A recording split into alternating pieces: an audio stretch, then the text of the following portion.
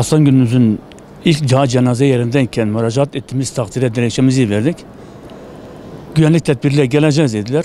Akşam saat 4'te gelip güvenliği aldılar. Fakat o güvenliği o gün vermediler. Ertesi günü verdikleri için Hasan Gündüz'ü almadılar.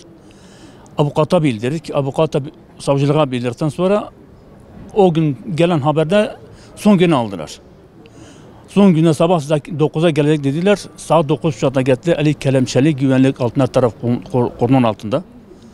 O şekilde Hasan olarak içeri getirdiler. Yani normalde kanunen bunu en az 3 gün ve acil olarak da Hasan'ın direktmen babasının cenazesine, ailesinin toplumun içinde olmasını biz cenaze sahibi olarak katılması lazımken son güne eli kelepçeli olarak getirdikten sonra ben yani bu şeye ne yapmamız lazım?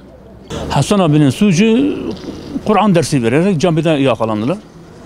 Ondan beri bugüne kadar işkence, zulüm, bütün il dolaşarak onun gördükleri işkenceler hariç bizim eziyetlerden mahrum olarak da git o tarafa git, Muş'a git, Elazığ'a git, Bingöl'e git. Bu şekilde dolaşıyor. Hem bizlere hem ailesine dair bu eziyetleri çekerek bu duruma kadar gelmişiz yani. 2000 yılında yakalandı. 19 yıldır cezaevinde kendisi yatıyor. Rahmetli 77 yaşındaydı. Kendisi bu sene 12 seneden beridir hac vasfını yapmak için ismini yazdırdı. Bu sene ismi çıktı. Gelişinden 10 gün sonra rahmet etti. Rahmetli düşünen en büyük sebepten biri de evlat acısıydı. 2 tane evladı cezaevindeydi.